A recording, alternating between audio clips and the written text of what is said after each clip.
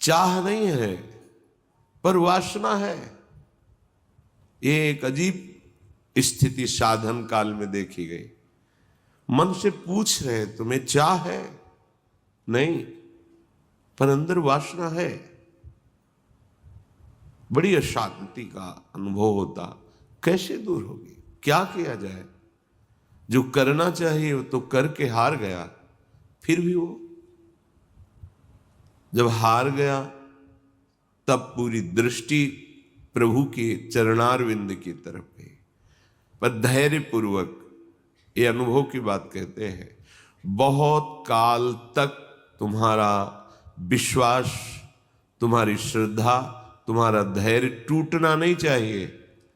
कि हमने सैकड़ों बार प्रार्थना की, इतने वर्ष से मैं जल रहा हूं लेकिन मुझे शांति नहीं हुई, मेरा विकार नष्ट नहीं हुआ। धैर्य, ये शब्द याद कर लो।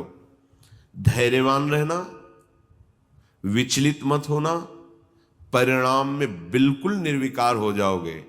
पर वो कितना समय लगेगा ये प्रभु जाने।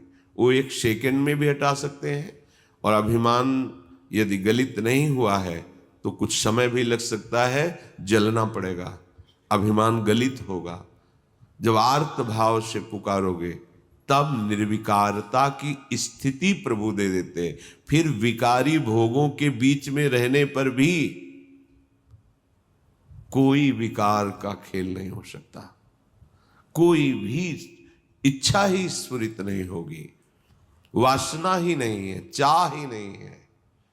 ये बहुत धैर्य से सुनो ना, ये उपासकों के लिए कह रहा हूं।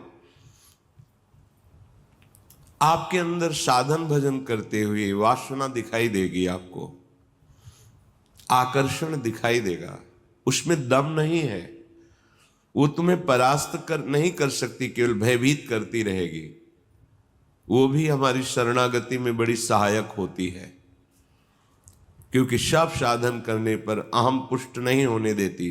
क्या अभी देखो ये है ना, क्या अंदर से प्रश्न, क्या ये मलिन वृत्ति है ना, तो किस बात की साधना, क्या साधक हो? तो हे नाथ, अब मार्ग दूसरा नहीं, सहयोग किसी से नहीं, अपनी बात किसी से नहीं कहना। प्रार्थना है, समझ लीजिए आंतरिक बात कह रहा हूं।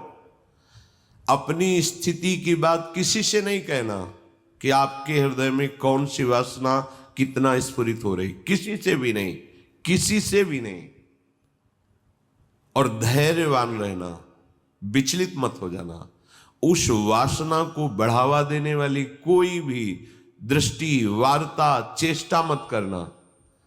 और कितना भी समय लग जाए, अपनी आस्तिकता नहीं हटनी चाहिए, विश्वास नहीं हटना चाहिए।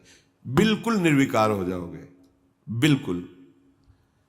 यह गुण साधन ते नहीं हुई, तुम्हारी कृपा पाओ कोई कोई। वो कृपा उसी को मिलती है जो आर्त भाव से बलहीन होकर प्रभु को पुकारता है, नाथ मेरे बस की बात नहीं रह गई, हर उपाय करके देख लिया। सच्ची मानिए, बहुत ये विचित्र सूक्ष्म बात है। अगर समझ जाओगे तो विचलित कभी नहीं होगे।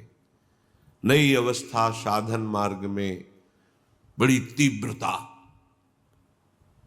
जब देखा सूक्ष्म वासना हृदय में है।